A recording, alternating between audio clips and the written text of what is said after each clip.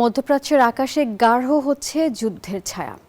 ইরানের বিরুদ্ধে সামরিক অভিযান বিস্তৃত করার প্রস্তুতি নিচ্ছে ট্রাম্প প্রশাসন, আর একথা জানিয়েছেন মার্কিন সংবাদ মাধ্যম অ্যাক্সিওস।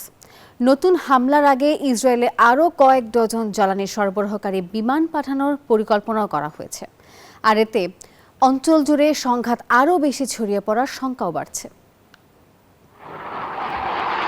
আকাশে একের পর এক উঠছে বিশাল জ্বালানি ট্যাঙ্কার বিমান। এগুলো শুধু উঠছে না, যেন মধ্যপ্রাচ্যে আরো বড় এক যুদ্ধের কাউন্টডাউন শুরু করছে। ইরানের বিরুদ্ধে সামরিক অভিযান বিস্তৃত করতে নতুন প্রস্তুতি নিচ্ছে যুক্তরাষ্ট্র। সম্প্রতি মার্কিন সংবাদ মাধ্যম অক্সিওসে জানিয়েছে, সম্ভাব্য নতুন হামলার আগে ইসরায়েলে আরো কয়েক ডজন এরিয়াল রিফুয়েলিং ট্যাঙ্কার পাঠানোর সিদ্ধান্ত নিয়েছে ট্রাম্প প্রশাসন।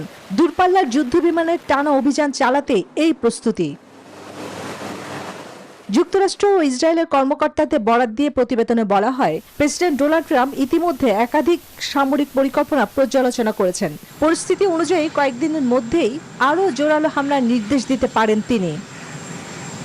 নতুন পরিকল্পনায় ইরানের বিদ্যুৎ কেন্দ্র, গুরুত্বপূর্ণ অবকাঠামো, পারমাণবিক স্থাপনা এবং ভূগর্ভস্থ সন্দেহভাজন পিক্স মাউন্টেন স্থাপনাকে সম্ভাব্য লক্ষ্যবস্তু হিসেবে বিবেচনা করা হচ্ছে। গোয়েন্দাদের ধারণা, সেখানে গোপন ইউরেনিয়াম সমৃদ্ধকরণ কার্যক্রম চলছে। ওয়াশিংটনের দাবি, ইরানের সক্ষমতা দুর্বল করা এবং তেহরানকে আবারও আলোচনার টেবিলে ফেরানোই লক্ষ্য।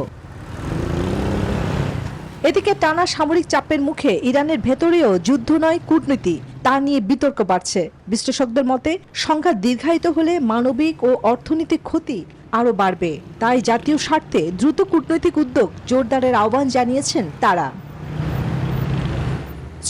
চন্দ্রা, নিউজ 24।